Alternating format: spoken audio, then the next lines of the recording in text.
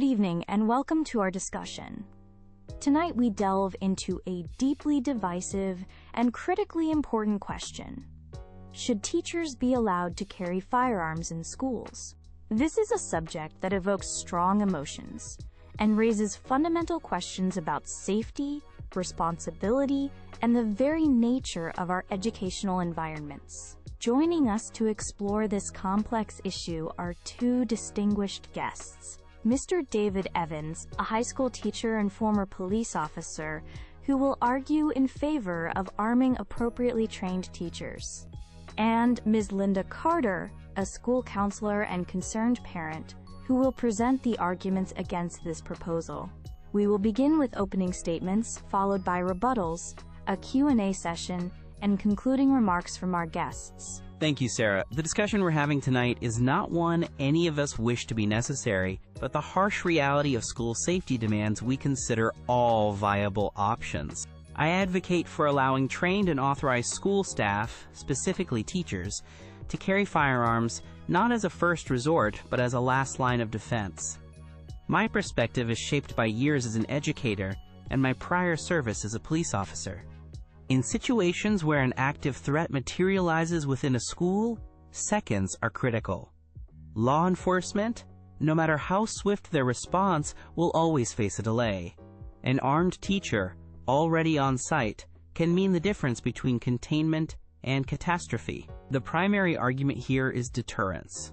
The knowledge that staff members might be armed could discourage potential attackers. Beyond deterrence, it's about immediate response capability, to neutralize a threat and protect our students when no one else can. This is not about handing a firearm to every teacher. It's about a voluntary program with exceptionally rigorous training that mirrors law enforcement standards in crisis response, marksmanship, and de-escalation, coupled with strict psychological screening and ongoing qualification requirements. I acknowledge this isn't a perfect solution, nor is it the only solution. It must be part of a multi-layered approach to school safety. But, in the face of evolving threats, it is a necessary consideration to provide an immediate, life-saving response. Thank you, Sarah. While I share Mr. Evans' profound concern for student safety, I fundamentally disagree with the proposed solution of arming teachers. Introducing more firearms into our schools, regardless of the intentions, inherently increases the risk of tragic accidents, intentional misuse, or firearms falling into the wrong hands. The data on increased gun presence correlating with increased gun violence is concerning. Furthermore, the presence of guns, even concealed, can transform the school environment from a place of learning and nurturing into one of fear and anxiety for students, parents, and even for the teachers themselves. Teachers are educators. Their expertise lies in pedagogy, student development, and creating supportive learning atmospheres. Their role is to inspire and to guide, not to act as armed guards or law enforcement personnel. To burden them with the immense responsibility of carrying and potentially using a deadly weapon in a high-stress, chaotic, active shooter situation is an unfair expectation that diverts them from their primary mission. The psychological toll would be immense. Instead of arming teachers, we should focus our resources and efforts on proven, preventative safety measures. This includes increasing the number of school counselors and psychologists, implementing comprehensive mental health programs, and enhancing physical security infrastructure, like single-point entries and better communication systems.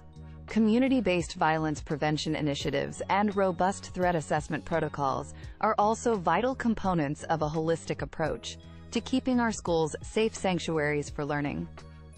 Ms. Carter raises valid concerns about potential risks, and I don't dismiss them lightly.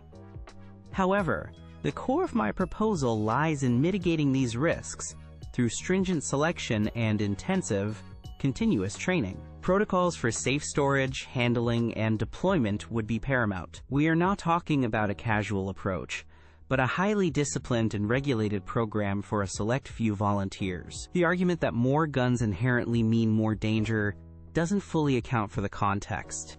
A firearm in the hands of a rigorously vetted and trained teacher dedicated to protecting students is a defensive tool not an offensive liability in this specific scenario. While I agree that mental health support and improved infrastructure are crucial, they are primarily preventative or reactive at a distance. They may not stop an intruder who has breached initial defenses and is intent on immediate harm. The tragic reality is that an armed teacher on site might be the only immediate response capable of stopping a threat that is already unfolding within the school walls, before law enforcement can arrive and intervene. Mr. Evans speaks of deterrence, but I question whether an armed teacher truly acts as a significant deterrent to a determined attacker, especially when compared to the visible presence of trained school resource officers or other dedicated security personnel. Moreover, the idea that a teacher, even with some training, can effectively transition from an educator to a combatant in a split-second high-adrenaline situation, often involving their own students, is a very optimistic and, I believe, dangerous assumption. The psychological burden we would be placing on these teachers is immense. They would live with the constant weight of being a potential last resort, a role they never signed up for, and which could profoundly impact their well-being and their ability to connect with students. Our focus should be squarely on prevention, identifying at-risk individuals, fostering a positive school climate where students feel safe to report concerns, and de-escalating conflicts before they reach a crisis point. Arming teachers shifts the focus from prevention to armed confrontation. Thank you both for those insightful rebuttals. We've heard arguments about training and psychological burdens. Mr. Evans, Ms. Carter has raised concerns about a teacher's ability to react effectively under extreme pressure. Considering the intense stress and split-second decisions required, how can we realistically expect teachers, even with training, to respond as effectively as trained law enforcement, without unintended tragic consequences? That's a critical question, Sarah. The training I envision is not a weekend course. It would be specialized, ongoing, and scenario-based, specifically designed for the school environment. It would include judgment-based shooting and stress inoculation. We must remember that law enforcement officers are also human and face similar pressures. The difference is consistent, relevant training and clear protocols, which we would replicate for armed teacher volunteers. There are documented instances where trained civilians, including off-duty officers or military personnel, have effectively neutralized threats in active shooter events. While not a direct parallel to teachers, it demonstrates that non-active duty LEOs can perform under pressure. The goal is not to replace law enforcement, but to provide an immediate defensive capability during those critical minutes before help arrives. The risk of inaction in such scenarios can also lead to tragic consequences, arguably more so. While I appreciate Mr. Evans' confidence in training, the fundamental difference remains. Police officers choose a profession centered on law enforcement and confrontation.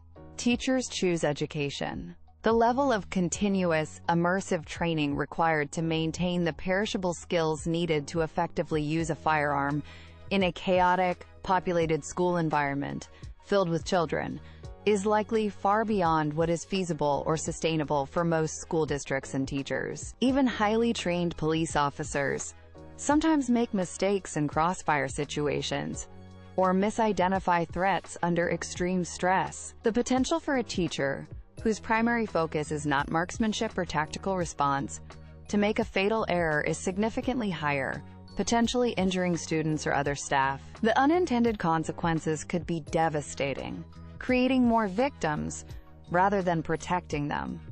The variables in a school setting are just too numerous and unpredictable. We're now moving into a brief open discussion. Mr. Evans, you may begin by posing a question to Ms. Carter, or responding directly to her last points. Ms. Carter, I understand your concerns about the feasibility of training and the inherent risks. However, you emphasize preventative measures, which are essential, but not always foolproof. If an armed intruder bypasses all external security measures and preventative strategies and is actively harming students and staff, what immediate on-site defense do you propose in those terrifying initial moments before police can realistically arrive and neutralize the threat? Are we to simply accept a period of defenselessness, hoping for the best? Or is there a more proactive, albeit difficult, option we must consider to bridge that critical response gap? Mr. Evans, your question highlights the worst-case scenario, and it's a horrifying one.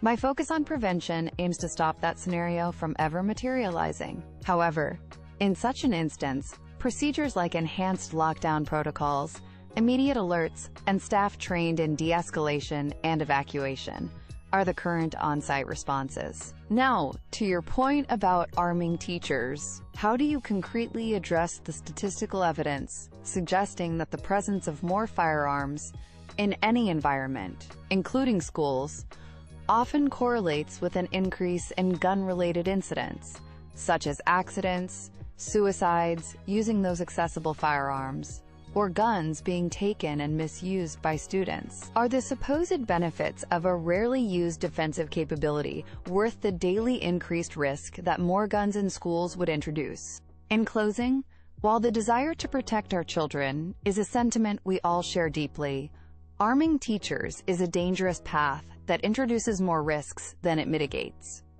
It fundamentally alters the role of educators and the atmosphere of our schools, potentially fostering fear rather than safety.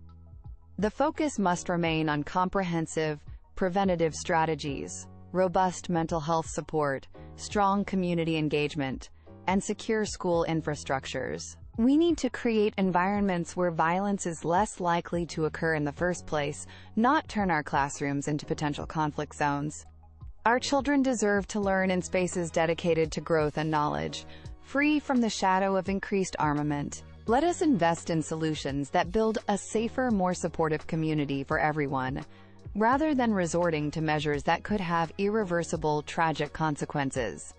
To conclude, the proposal to allow trained volunteer teachers to be armed is not made lightly, but out of a pragmatic assessment of the threats our schools can face. It is about providing an additional layer of protection, an immediate response capability when seconds count and lives are on the line. This is not about replacing law enforcement or abandoning other safety measures, but enhancing them. With rigorous selection, comprehensive and continuous training, and strict protocols, we can empower willing individuals to act as protectors in the direst circumstances. It is a difficult choice, but one that deserves serious consideration. Ultimately, our primary responsibility is the safety of our students. We must be willing to explore all viable options to ensure our schools are as safe as they can possibly be. Thank you, Mr. Evans and Ms. Carter, for this compelling and thoughtful discussion on a very challenging topic.